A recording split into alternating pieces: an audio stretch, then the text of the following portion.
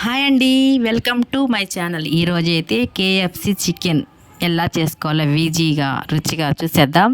First అయితే ఒక half KG chicken తీసుకొని ఇట్లా బాగా నీట్గా కడిగేసి ఒక గిన్నెలో వేసుకొని దానికి రుచికి సరిపడా ఒక స్పూన్ అల్లం వెల్లుల్లి పేస్టు, ఒక స్పూను కారము, దాని రుచికి సరిపడా కొంచెం సాల్టు వేసుకొని ధనియాల పొడి ఒక స్పూను, చికెన్ మసాలా పొడి ఒక స్పూను, గరం మసాలా పొడి ఒక స్పూన్ వేసుకొని మొత్తం వేసేసుకున్నాక నేను చెప్పినవన్నీ ఒక గుడ్డు కొట్టేసి ఈ విధంగా వేసేసుకోండి.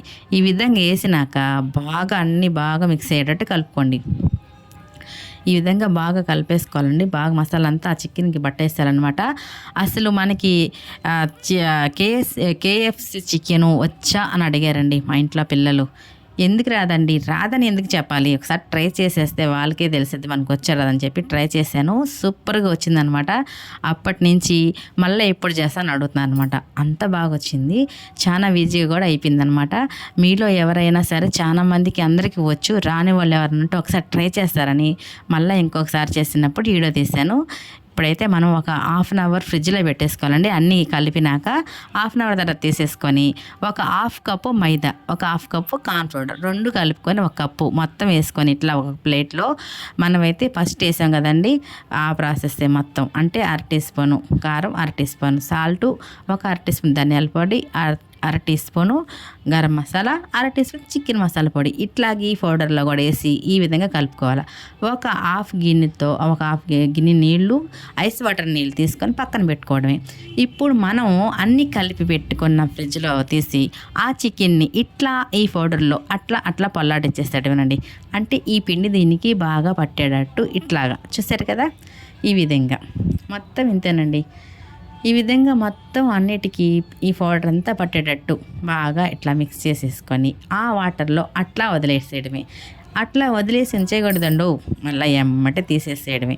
అట్లా మళ్ళీ ఆ వేసిన కూలింగ్ వాటర్లోంచి ఆ ముక్కలను తీసి మళ్ళీ అదే ప్రాసెస్ ఇట్లా మొత్తం అన్నీ ఆ పిండి మళ్ళీ ఈ ముక్కలకి బాగా పట్టేటట్టు వేసేసుకున్నామంటే కేఎఫ్సి చికెను ఎంత రుచిగా, చాలా రుచిగా.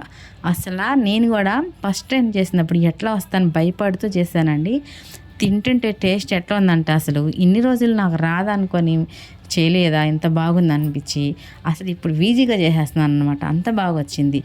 నా సబ్స్క్రైబర్లు కూడా తప్పకుండా అందరూ ఛానల్లో చూసే వాళ్ళందరూ కూడా ట్రై చేసి రాని వాళ్ళు కూడా ఎప్పుడైనా సరే చేయని వాళ్ళు కూడా చెయ్యాలని చెప్పి ఈ వీడియోని తీసానండి. చాలా బాగా అయితే టేస్ట్ అయితే సూపర్గా అదిరిపోతుంది. మీరు కూడా తప్పకుండా ట్రై చేయండి. చూసారు కదా, తర్వాత స్టవ్ వెలిగించేసి ఒక కడాయి పెట్టేసి ఆయిల్ పోసేసి ఆయిల్ వీటెక్కగానే మనం ఇట్లాగా మిక్స్ చేసేసి పెట్టుకున్న చికెన్ పీసెస్ ముక్కల్ని ఒక్కొక్కటిగా వేసేసుకోవడమేనండి. ఇంతేనండి.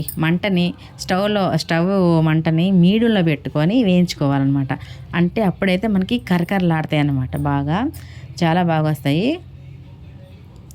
ఇవన్నీ నేను చెప్పడం కాదండి, ఒక్కసారి చెప్పినట్టు ట్రై చేశాక నేను చెప్పినట్టు కరకరలాడేటట్టు రాకపోయినా టేస్ట్ లేకపోయినా కామెంట్ బాక్స్లో పెట్టేసేయండి.